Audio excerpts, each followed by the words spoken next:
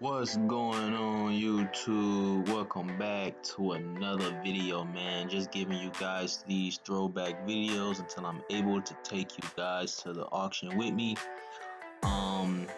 This car right here was a 2004 Mercedes-Benz E500.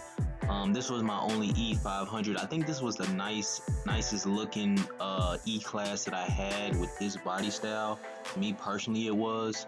And it was the V8. All the other ones was the 350s, but this was the E500, which was the V8. And I just like this silver on this car with the tin and the wheels and everything. I don't know, I just like this car. But it had the most miles out of all of them. It had 188,000 miles, or I think it was like 180. I think I'm gonna show it later on in this video. So it was like 180 or 188. I just forgot that quick. But as you can see, all the tires were decent and everything. I only paid $2,100 for this car right here as well. And as you can see, it was sport, so it had the sport mode and everything on it. This car was also a repossession. As you guys know, I like buying repossession cars. Black interior, as you can see. Everything was nice and clean on this bad boy, man. This car was very, very nice. I think this, like I said, this was my favorite one, man, out of all of them, because it was just so clean. I like the, I don't know, man. It was just something about this one, man. I liked it. I wound up selling this car for $2,700, so I only made about $600 off of it. I think this was actually the cheapest one I sold too. And as you can see, the back didn't open.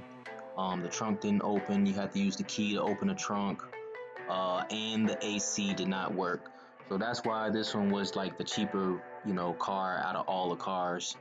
So I think I'm looking for the key right now so I can open the trunk. Because I had to like take the key off the thing, because I didn't think the alarm system or anything worked on this car, man. So because it was a repossession and they had to like have a brand new key. And whoever programmed the key, they didn't like program it correctly, so I had to like do this every time I had opened the trunk. So that's why this car only sold for $2,700, man. I still think maybe I could have got more, but it did have 180,000 miles.